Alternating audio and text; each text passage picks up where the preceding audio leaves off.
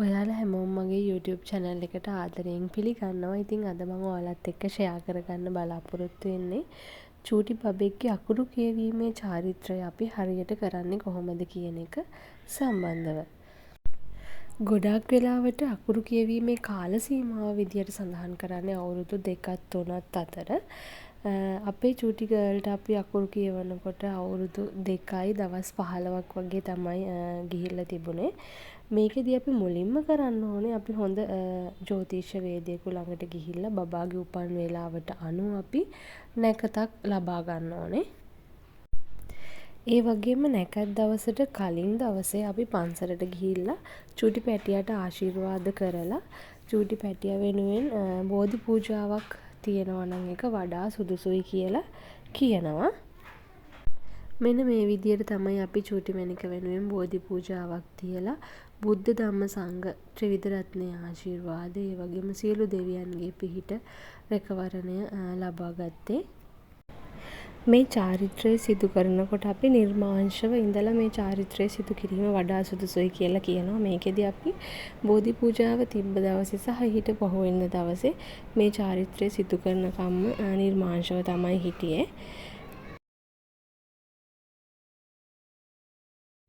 ඔන්න ඉතින් ওই විදියට තමයි අපේ චූටි පැටියට සිත ශාන්තිය ලැබිලා ගුණ නුවණ ලැබිලා එයාගේ අනාගතයේ සුබම වෙන්න කියලා අපි බෝධි පූජාවක් පැවැත්වුවේ.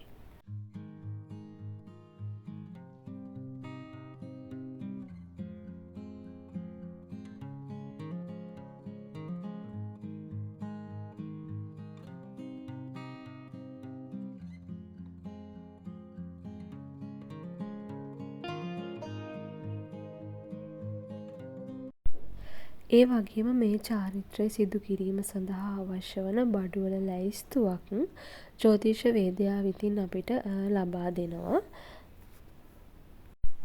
දැන් මම සඳහන් කරන්නම් අපිට ලබා දුන්න බඩු ලැයිස්තුවේ සඳහන් වෙලා තිබ්බේ මොනවද කියන එක සම්බන්ධව.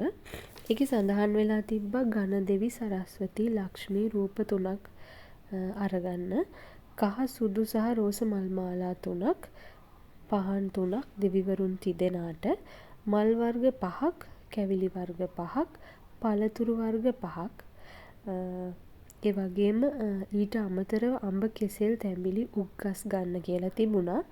තව බෙලි සහ බුලත් කොළ, අලුත් කිරිබත්, නැවුම් පැන් බඳුනක්, පොල් ගෙඩියක්, සුවඳ දුම් හඳුන් කූරු කපුරු ආදිය. මෙන්න මේ ටික තමයි බඩු ලිස්ට් එකේ සඳහන් වෙලා තිබුණේ. ඊට අමතරව ජ්‍යොතිෂ වේදියා විසින් අපිට කිව්වා පුළුවන් නම් නිල් කටරොළු මල් හොයාගන්න කියලා මේ චාරිත්‍රය සිදු කිරීම සඳහා ඒක වඩා යෝග්‍යයි කියලා සඳහන් කරා. මේ චාරිත්‍රය සිදු කිරීමේදී අපේ නිවස ඊටාම පිරිසිදුව තිබීම හරිම වැදගත් කියලා කියනවා. ඒ වෙලාවේදී අපි මකුළු දැල් කැඩලා කහදියර ඉස්සලා තමයි අපේ ගෙදරේ චාරිත්‍රය සඳහා සූදානම් කරගත්තේ. ඒ වගේම මේ චාරිත්‍රය සිදු කිරීමේදී අපේ චූටි පැටියට අන්දන ඇඳුම සම්බන්ධයෙන් කතා කරොත් එහෙම ජ්‍යොතිෂ වේදියාව විසින් අපිට ලබා දීලා තිබ්බා එයාගේ වේලාවට උපන් වේලාවට අනුව එයාට සුදු කහ කොළ මිශ්‍ර වර්ණයෙන් යුක්ත ඇඳුමක් අඳින්න ඕනේ කියලා. ඒ නිසා අපි එයාට ඒ වගේ ගැළපෙන ඇඳුමක් තමයි මේ අවස්ථාවේදී ඇඳුවේ.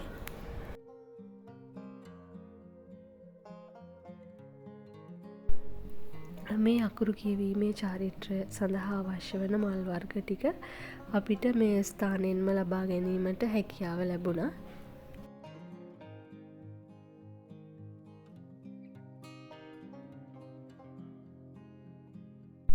අපේ චූටි මැණික වෙනුවෙන් බෝධි පූජාව තියලා ඉවර වෙලා අපි ගෙදර යන ගමන් ගත්ත වීඩියෝ ක්ලිප් එකක් තමයි මේක.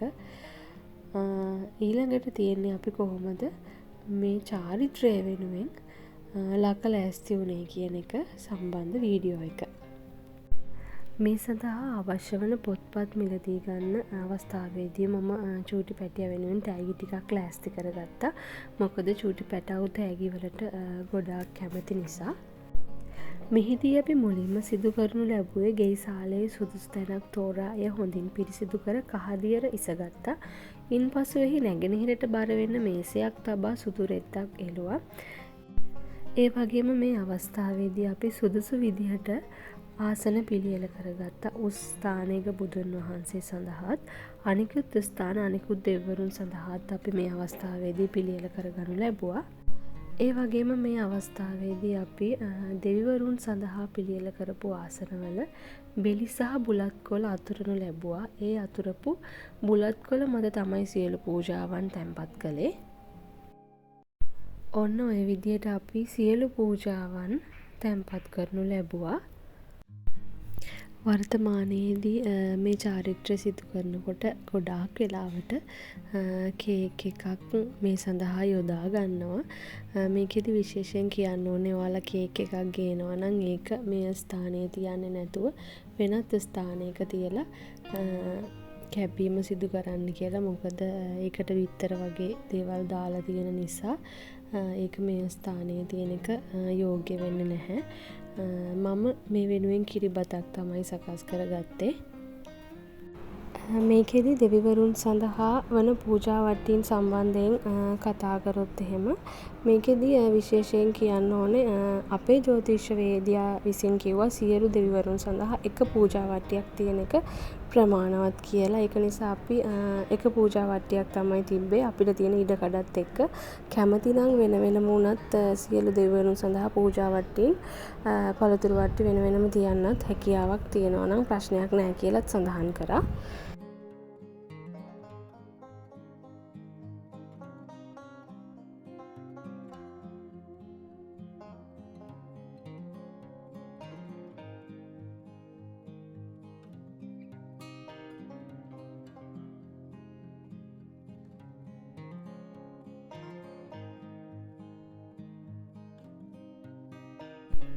ඉතින් මෙන්න මේ විදියට තමයි අපි මේ චාරිත්‍රය සිදු කිරීම සඳහා ආසන පනවලා ඒ ත්‍රිවිධ රත්නය සඳහා සහ දෙවිවරුන් සඳහා පූජාවන් තැන්පත් කළේ. මෙහිදී අපි මුලින්ම බුද්ධ පූජාව තබා බුදුන් වැඳීම තමයි සිදු කළේ.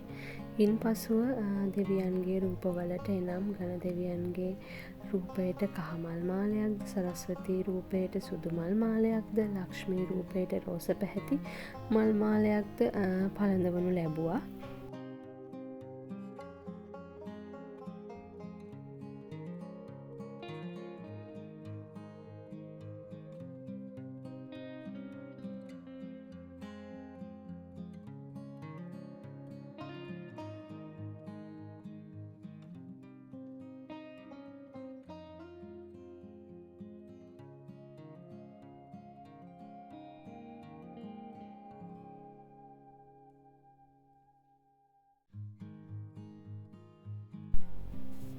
ඉන් පසුව දෙවියන්ට පහන් පත්තු කර සුවන්තුම් මල්ලා පූජාවන් පූජා කළා.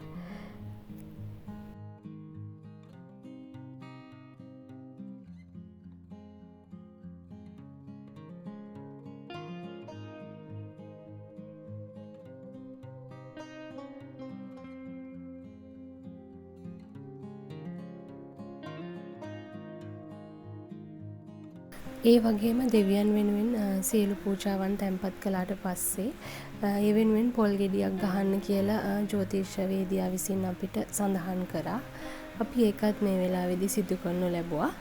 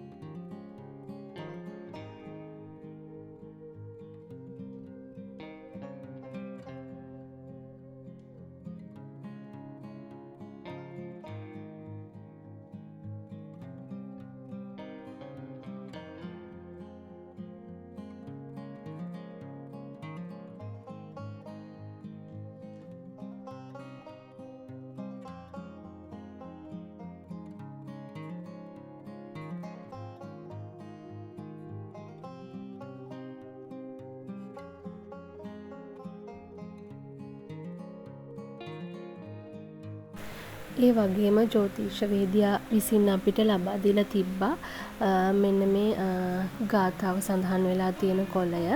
මේකේ සඳහන් වෙලා තියෙන ගාථාව කියලා ගණ දෙවියන් වෙනුවෙන් වන්දනා කරන්න කියලා අපිට කියලා තිබ්බා.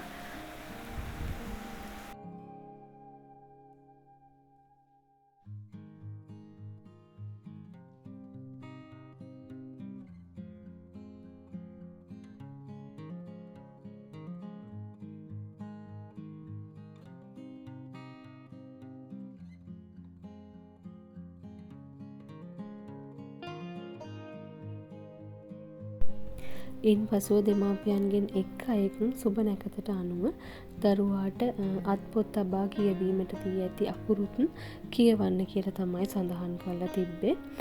මේකෙදී එයාලා විශේෂයෙන්ම සඳහන් කරා අකුරු කියවනකොට හිස් පඩ නොසිටිය යුතුයි කියලා.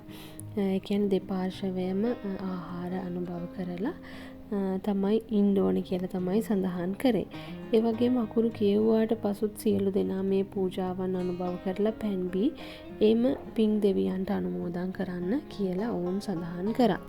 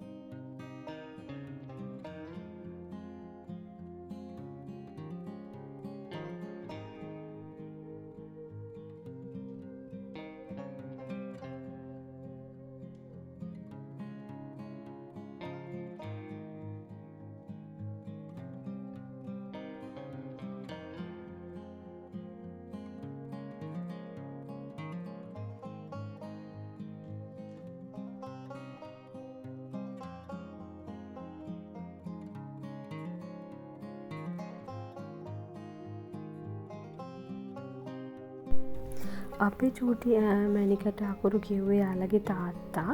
මම තමයි එයාට අකුරු ලියව්වේ.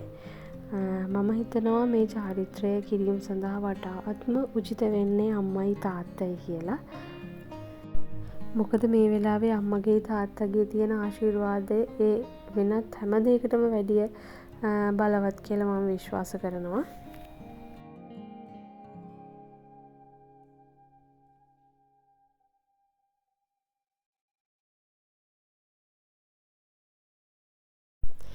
මේකෙදි මම විශේෂයෙන්ම සඳහන් කරන්න කැමතියි අපිට අත්‍යවශ්‍යම වෙන පොත්පත් කිහිපයක් විතරක් මේ වෙලේ ළඟ තියාගන්නවා නම් ගොඩාක් යෝග්‍යයි කියලා හිතනවා. මොකද චූටි පැටව පොත් ගොඩාක් දාලා තියෙනකොට එයාලගේ අවධානය එක එක පොත්පත් වලට යන නිසා එයාලා ඒක හරියාකාර මේ වෙලාවේ කරන්නේ නැති වෙන්න පුළුවන්. ඒක නිසා අවශ්‍ය වෙන දේවල් ටික විතරක් ළඟ තියාගෙන ඒ දේ සිද්ධ කරනවා නම් ගොඩාක් හොඳයි කියලා මම හිතනවා.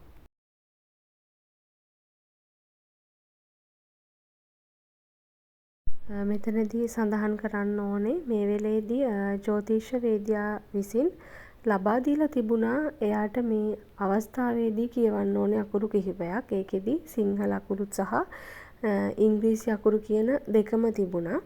ඒ ටික තමයි මෙන්න මේ අවස්ථාවේදී අපිට කියවන්න කියලා වඩාත් යෝග්‍යයි කියලා දීලා තිබුණේ. ඉතින් ඒ ටික තමයි අපි මේ විදිහට එයාට කියෙව්වේ.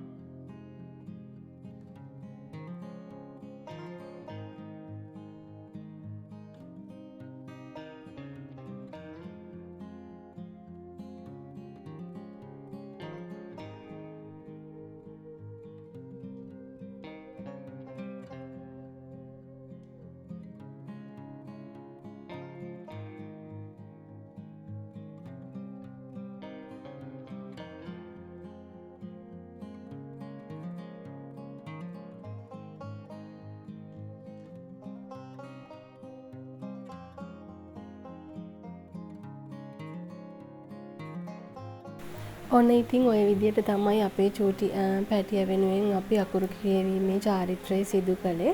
මං හිතනවා මේ වීඩියෝ එකෙනුත් ඔයාලගේ චූටි පැටවුන්ට අකුරු කියවීමේ චාරිත්‍රය කරන්න කොහොමද කියලා චූටි හරි අදහසක් ගන්න මේ වීඩියෝ එක වැදගත් වෙයි කියලා. ඉතින් මේ වීඩියෝ එක බලපු ඔයාලා හැමෝටම ගොඩාක් ස්තුතියි. තෙරුවන් සරණයි.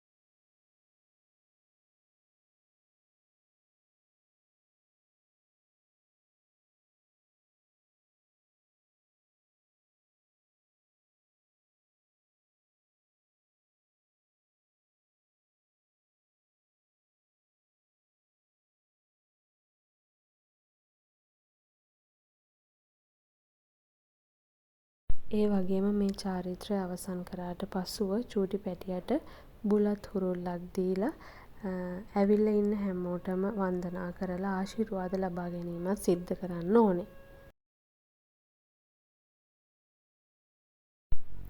ඔන්න දැන් තමයි අපේ චූටි ගර්ල් එයාට හම්බ වෙච්ච gift ටික unbox කරන්න යන්නේ. ඔන්න ඉතින් හරිම සතුටින් ඉන්නේ. මොනවද මේ වගේ ඇතුලේ තියෙන්නේ කියලා බලා ගන්න.